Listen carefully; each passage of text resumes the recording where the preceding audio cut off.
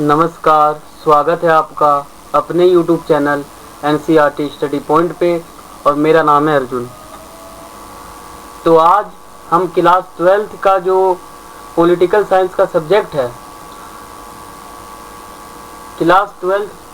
हमारा class 12th रहने वाला है। सेशन जो है हमारा 2023 और 24 का है और सब्जेक्ट जो है हमारा पॉलिटिकल साइंस है। इसका जो है हम CBSE के अकॉर्डिंग जो नया सिलेबस निकला है उसका डिस्कशन हम इस वीडियो में करने वाले हैं, ठीक है। और इस विषय का जो कोड नंबर है वो 028 है। यानी आप जब भी CBSE का एग्ज़ाम देंगे उनमें जो कोड नंबर लिखा रहेगा पॉलिटिकल साइंस का वो रहेगा 028, ठीक है। तो आज हम पॉलिटिकल साइंस का सिलेबस देखने वाले हैं सेशन 2023 और 24 के लिए।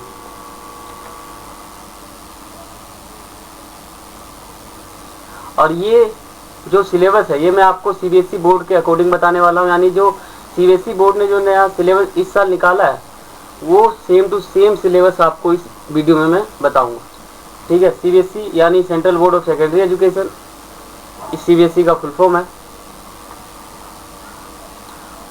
और बुक जो है आपके पास पॉलिटिकल साइंस में 2 बुक होंगे।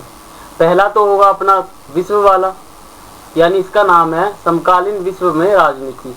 इसमें आप जब भी इस बुक को पढ़ेंगे तो इसमें जो है राजनीति के बारे में बताया जाएगा। ये जो है इस बुक का नाम है समकालीन विश्व राजनीति, यानी जो समय अभी चल रहा है उस समय हमारी राजनीति कैसी है वो इस बुक में बताया जाएगा, ठीक है। और दूसरे पुस्तक का नाम है हमारा स्वतंत्र भारत में राजनीति, यानी जब भारत देश आज़ाद हो गया था तब उसकी राजनीति कैसी थी, यानी उस समय राजनीति में बदलाव कैसे हुए, किस तरह से राजनीति बदल गया, इसमें आप पढ़ोगे इस चीज़ के बारे में, ठीक है। आपके पास 2 बुक है ये वाले।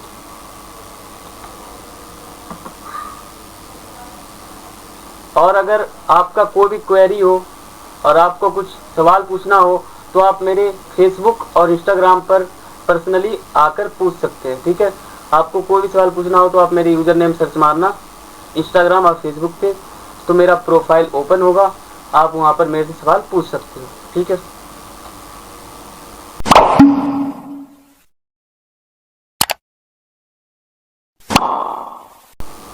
तो पहले बात कर लेते हैं पहले बुक का, यानी जो हमारा पहला बुक है इसमें कौन कौन से चैप्टर आ रहे हैं इस साल और कौन कौन से नहीं आ रहे हैं।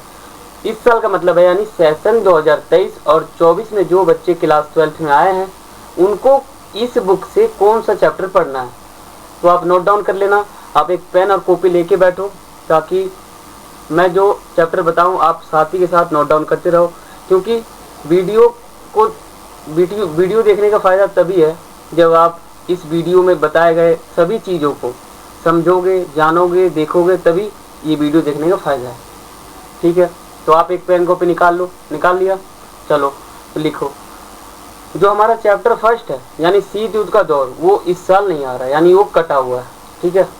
हमारा दूसरा चैप्टर आ रहा है 2 ध्रुवीयता का अंत, ठीक है, ये आप लगा लो निशान।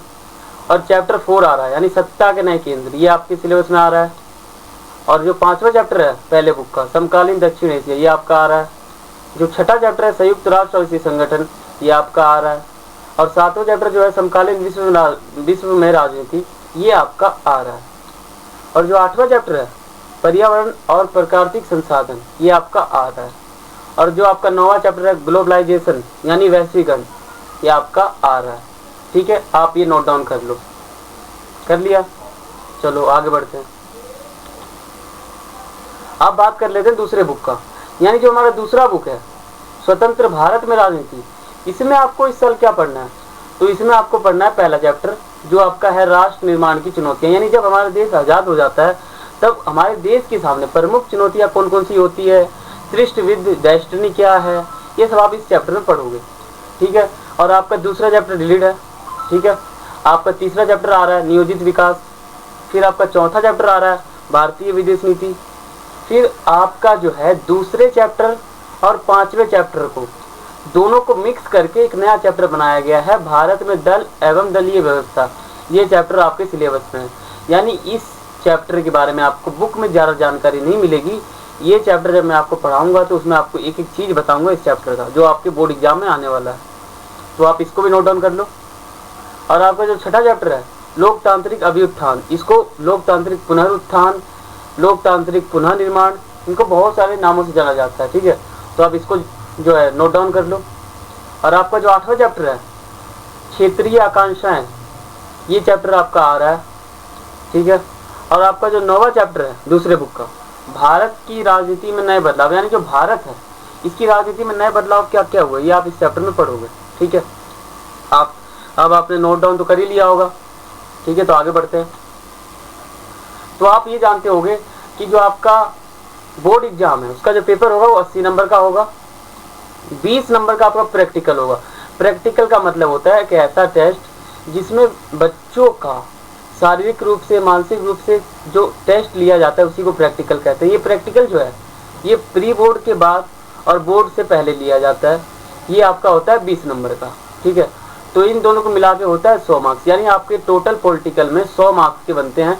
अब 100 में से आपके कम से कम 33 नंबर आना चाहिए, तब आप पॉलिटिकल साइंस में पास होगे। ठीक है, यानी 80 में से 27 नंबर चाहिए लिखित, 80 में से 27 आ जाएगा यानी आप पेपर में पास हो जाओगे। और 20 में से 6 नंबर चाहिए, इसमें 20 में से 6 आ गया तो आप हो जाओगे पास। फिर ये दोनों मिक्स हो जाएगा, फिर जाकर मिक्स करके आपका पेपर बने, मतलब आपका नंबर बनेगा। और नंबर अगर आपका 33 हो जाता है तो आप पास हो जाओगे पॉलिटिकल साइंस। ठीक है, आगे बढ़ते हैं।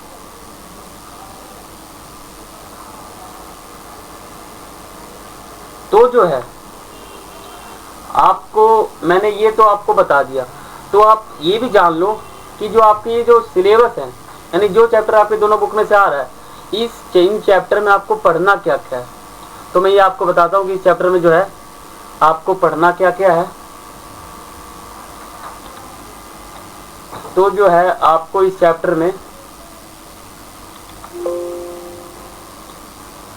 में आपको पढ़ना है, देखो आपको जो है जो आपका दो ध्रुवता का अंत है इसमें आपको पढ़ना है। पहला तो सोवियत संघ का विघटन कैसे हुआ, ठीक है।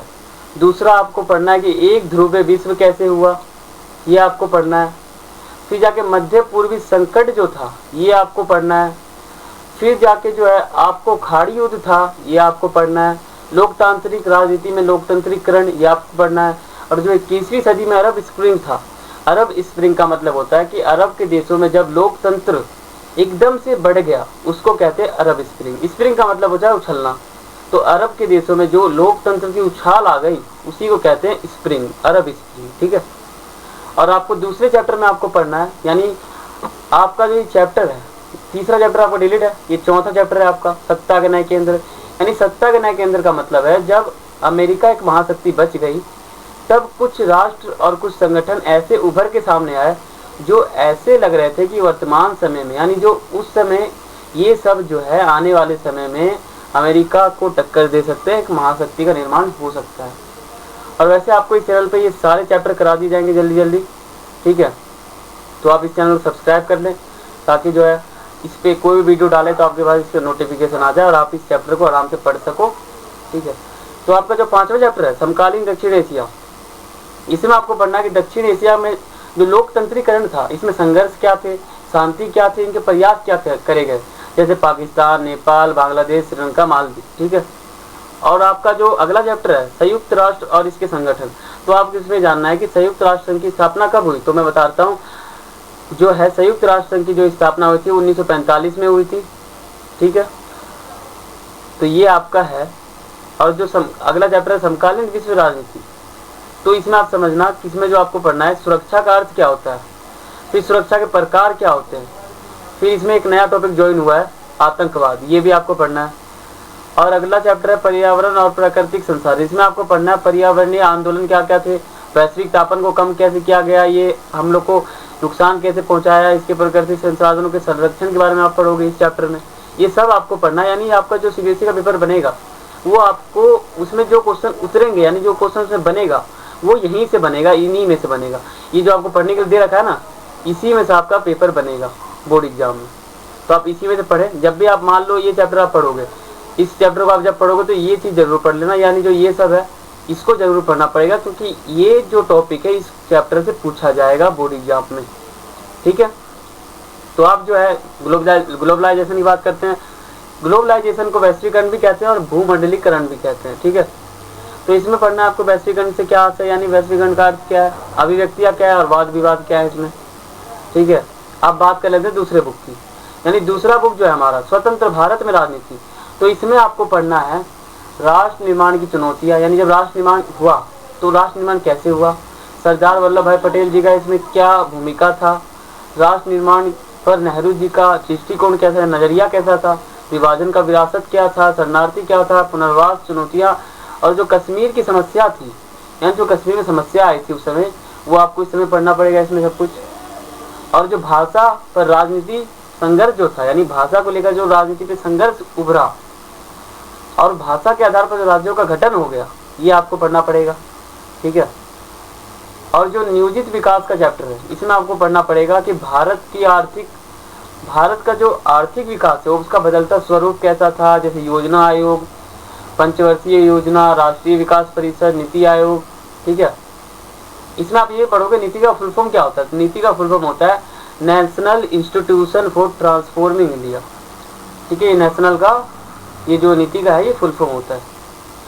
यहाँ तक जो है 9वां चैप्टर तक आपको स्कूल में 30 सितंबर तक पढ़ा दिया जाएगा, यानी इतना चैप्टर जो है आपको 30 सितंबर तक खत्म कर दिया जाएगा। ठीक है, तो आप आगे के चैप्टर की बात करते हैं। तो भारत की विदेश नीति, इसमें आप पढ़ोगे कि जो है विदेश नीति के सिद्धांत क्या क्या है। ठीक है, सिद्धांत पढ़ोगे, फिर पढ़ोगे भारत के अन्य देशों के साथ बदलता स्वरूप कैसा है, जैसे अमेरिका, चीन और इजराइल, भारत के पड़ोसी देश जो है उनका संबंध जो है कैसा था, जैसे पाकिस्तान, बांग्लादेश, भूटान, नेपाल, श्रीलंका, म्यांमार, भारत परमाणु कार्यक्रम, ये सब आप पढ़ोगे इस चैप्टर में। और जो आपका भारत में दल एवं दलीय व्यवस्था है, इसमें आप पढ़ोगे कि जो एक दलीय वर्चस्व, यानी जो एक दलीय जो देश, मान लो यहाँ देश है, एक देश में अगर मान लो भारत देश है, भारत देश में भी बहुदलीय व्यवस्था है, यानी बहुत सारे दल हैं, कोई चुनाव जीत सकता है, सत्ता में आ सकता है। लेकिन जब एक दलीय था, यानी जब कांग्रेस का प्रभुत्व था, तब आप पढ़ोगे, सब इसी में पढ़ोगे। ठीक है, और आपको जल्दी ही ये सभी चैप्टर हमारे चैनल पे उपलब्ध करा दिए जाएंगे, तो आप चैनल को सब्सक्राइब कर लो। और जो लोकतांत्रिक पुनरुत्थान है, इसको लोकतांत्रिक अभ्युत्थान भी कहते हैं। अभ्युत्थान का मतलब होता है कि लोकतंत्र में जब लोगों की भागीदारी एक साथ बढ़ जाती है, उसी को कहते हैं लोकतांत्रिक पुनरुत्थान या लोकतांत्रिक अभ्युत्थान। ठीक है, इसमें आप पढ़ोगे कि जयप्रकाश नारायण और उनकी जो समग्र क्रांति, यानी संपूर्ण क्रांति थी पंजाब में, बिहार में, तो वो आप इसमें पढ़ोगे। और राम मनोहर लोहिया और समाजवाद, यानी राम मनोहर लोहिया जी का एकात्म मानववाद का सिद्धांत था, ये आप इसमें पढ़ोगे। पंडित दीनदयाल उपाध्याय, इनका जो इनका भी एक तरह से राजनीति में क्या हिस्सेदारी थी, वो सब आप इसमें पढ़ोगे। राष्ट्रीय आपातकाल पढ़ोगे, यानी जब इमरजेंसी, यानी जब आपातकाल लागू किया गया था, कब लागू किया गया था, उसके पीछे की कहानी, ये सब आप इसमें पढ़ोगे। और क्षेत्रीय आकांक्षा, ये आपका चैप्टर आ रहा है, इसमें आप ये पढ़ोगे क्षेत्रीय दलों का उदय कैसे हो गया, जैसे पंजाब संकट, कश्मीर मुद्दा, सब आप इसमें पढ़ोगे। स्वायत्तता के लिए आंदोलन। अब अगला चैप्टर आपका है भारतीय राजनीति में नवीन प्रवृत्तियां और विकास। इसमें आप पढ़ोगे गठबंधन का दौर। गठबंधन का दौर जो है 1989 को कहा जाता है, ऐसे तो 1990 के दशक को कहा जाता है गठबंधन का दौर या फिर गठबंधन का युग। ठीक है, तो अब गठबंधन का दौर क्या था, इसकी नौबत कैसे आन पड़ी, यानी ये क्यों उभरा, गठबंधन सरकार क्यों बनने लगी, ये सब आप इसमें पढ़ोगे। राष्ट्रीय मोर्चा पढ़ोगे कि राष्ट्रीय मोर्चा की सरकार कब बनी, संयुक्त मोर्चा की सरकार कब बनी, संयुक्त प्रगतिशील गठबंधन क्या था, यूपीए, एनडीए, राष्ट्रीय विकास, ये सब आप इसमें पढ़ोगे। एनडीए का फुल फॉर्म क्या है, तो ये सभी आपको पढ़ना है, यानी ये सब जो आपको टॉपिक में बता रहा हूँ ये इस चैप्टर से पूछे जाएंगे बोर्ड एग्जाम में, यानी पेपर जो आपका बनेगा इसी में से बनेगा। आपको जब सपोर्ट मटेरियल आपको आपके स्कूल में आएगा, यानी सहायक सामग्री जब आएगा, उसमें आपको ये सब टॉपिक जो है क्लियर बताया जाएगा। तो वो भी जब तक नहीं आता, जब तक आप इस चैनल पे ही सब्सक्राइब कर ले, ताकि वीडियो आपको मिलता रहे और आप पढ़ सकें। यहाँ तक जो है आपको 15 दिसंबर तक आपको पूरा जो है सोल्व कर दिया जाएगा। ये तो मैंने यहाँ पे 2020 लिख रखा है, लेकिन यहाँ पे 2023 आएगा, 22 लिख रखा है लेकिन 23 आएगा, 15 दिसंबर 2023 आएगा, लेकिन यहाँ पे लिखा हुआ है 22, तो आप कंफ्यूज मत होना। ये जो है पिछले साल का मैंने ले रखा है, लेकिन यहाँ पे 3 आएगा। ठीक है, बाकी आपका यही ठीक था। और इसमें आपको क्या क्या पढ़ना है आपको मैंने बता ही दिया। आप चाहे तो स्क्रीनशॉट भी ले सकते हैं। ठीक है, और आप एक कॉपी भी लिख लेना कि आपके कौन से चैप्टर आ रहे हैं। ठीक है,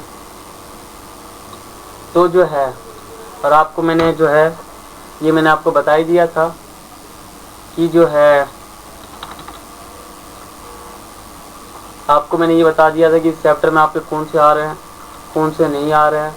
तो आपने ये समझ लिया था कि जो आपका पेपर है वो बोर्ड एग्जाम में कितने नंबर का आता है, आपको प्रैक्टिकल में कितने लाने हैं, पास होने के लिए कितने नंबर चाहिए, आपको मैंने बता दिया। तो फिर आपने नोट तो कर ही लिया होगा सब सिलेबस, ठीक है। तो फिर आज के लिए इतना ही। आप हमारे चैनल को सब्सक्राइब कर लें और बेल आइकन पर क्लिक कर दें। अगर आप बेल आइकन पर क्लिक नहीं करेंगे तो हम जब भी अपने चैनल पे कोई वीडियो डालेंगे तो आपके पास उसका नोटिफिकेशन नहीं आएगा। इसलिए आप इस चैनल को सब्सक्राइब कर लें, ठीक है। लाइक कर लेना और ज़्यादा से ज़्यादा शेयर करना कि आपके दोस्त भी समझ सकें, पढ़ सकें, चैप्टर देख सकें, ठीक है। आज के लिए इतना ही था। वॉचिंग सभी को। जय हिंद, जय भारत।